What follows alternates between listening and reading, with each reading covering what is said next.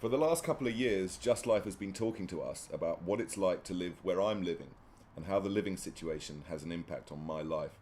I call where I stay a B&B. Some people call it a private hostel or a guest house. Just Life used the term unsupported temporary accommodation. Not many people know about these places, or they think that places like this are resigned to history, and they also don't know how many of us live here. The official stats say that the number of statutory homeless households placed in B&Bs stood at 4,560 in October to December of 2014. The actual number living in places like this, in unsupported temporary accommodation, is likely to be 5 to 10 times more than this. Life is hard living here. The landlords can be difficult. A lot of them are dishonest, and they never do anything to fix things. I really think that they only care about your top-up. Some of us don't have locks on our doors. I don't feel very safe there. Lots of us don't. And it's impossible to get away from all the drugs and alcohol. I'm going to let Stacey and Trevor tell you about their lives in unsupported temporary accommodation. These are real, happening now, and at the time of making this film, Stacey and Trevor are still living there.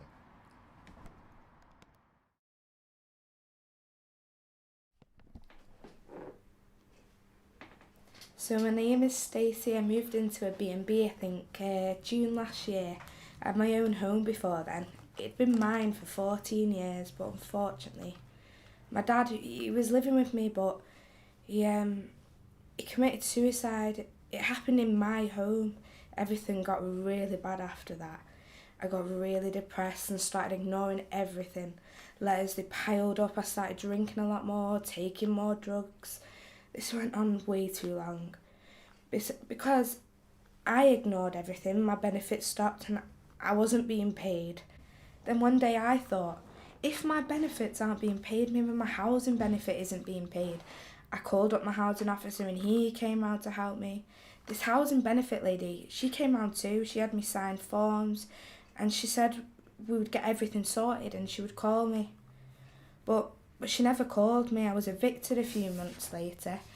I didn't have anywhere to go after that. I didn't feel like I could go live at my mum's, so I just stayed in a bus stop for 2 months. I didn't sleep for 2 months really. I met this guy who told me about this place, this B&B, and we could both move in there together. I had no idea what it was like. I stayed in my room mostly. I'm worried that if I leave for too long, someone could break in and take something. It's happened before, not since I've lived there, but you can tell if you just look at the door. There are marks all the way around the door where it's been kicked in.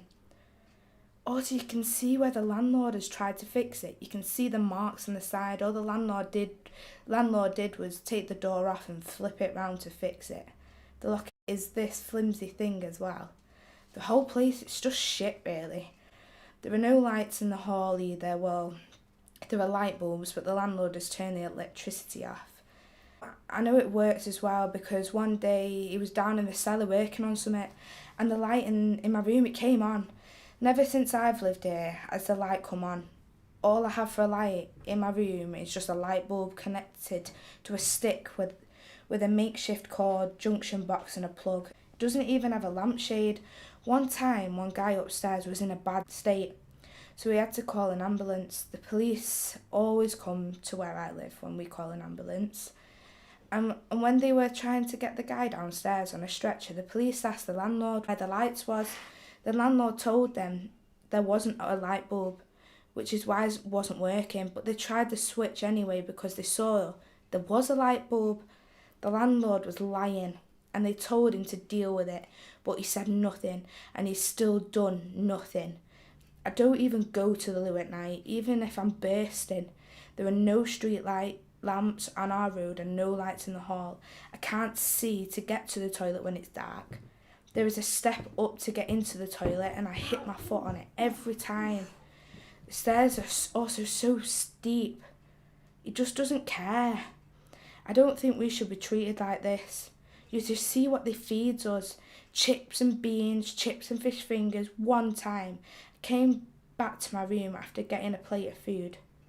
You see, he handed it to me with another plate on top so I couldn't see what it was. When I took the plate off the top, he'd just given me a plate of beans. That was my dinner. a plate of beans. It's so depressing. I don't want to be in here. I have no control on my life. I ran into this guy who lives in here the other day and he told me that he had lived here for 8 years. 8 years! I just about collapsed on the spot. I can't live here another year. The thought of 8, I can't even think. I don't think I'll ever get out of here, really. No privacy, no control, no hot water, barely electricity. If it feels like my only option is to top myself.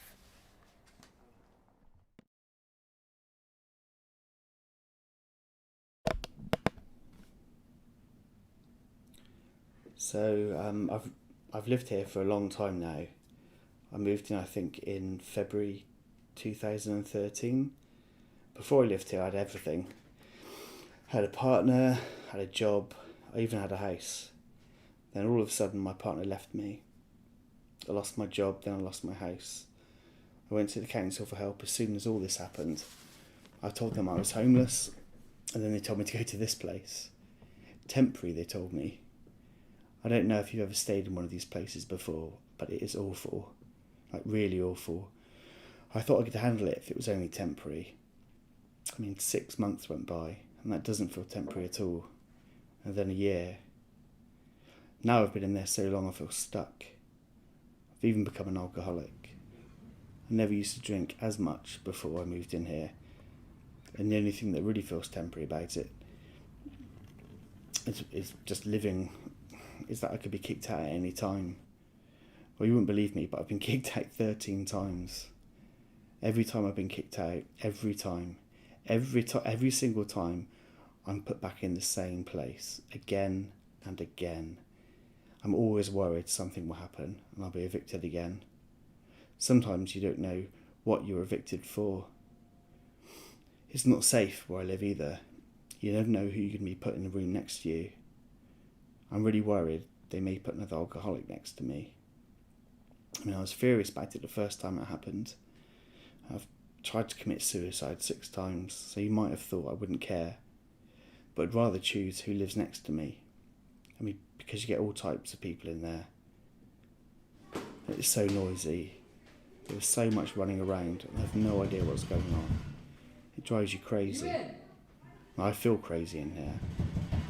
I've been beaten up in this place. Someone even tried to stab me once. I just wasn't ready to come into a place like this. I didn't know what it was like. I needed more help when I moved in. I trusted people pretty much anyway, but it was my friends who kept robbing me. Why do I trust people so much? Why do my so-called friends keep robbing me? You just never know who's going to be living out in there next to you. I wish I could make my own decisions about my future. It's hard though. I don't even know how long I'll live in there. I have hopes and dreams. I still have hopes and dreams. I want to be a translator. I want to get back into making art, cooking. It's just, I can't keep healthy while I'm living there. I've been trying to save money for a deposit, but I just can't. I really don't know what is happening next with me. And I can't even think about moving into another temporary place. Really, I'd rather jump out of a window than do that.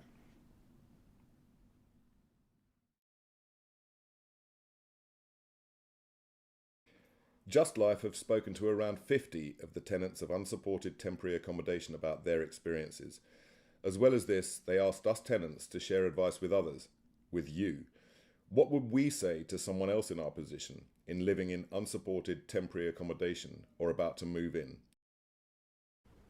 To find out what we had to say, visit the Just Life website at www.justlife.org.uk and look for Not Home, the Truth, told by Tenants.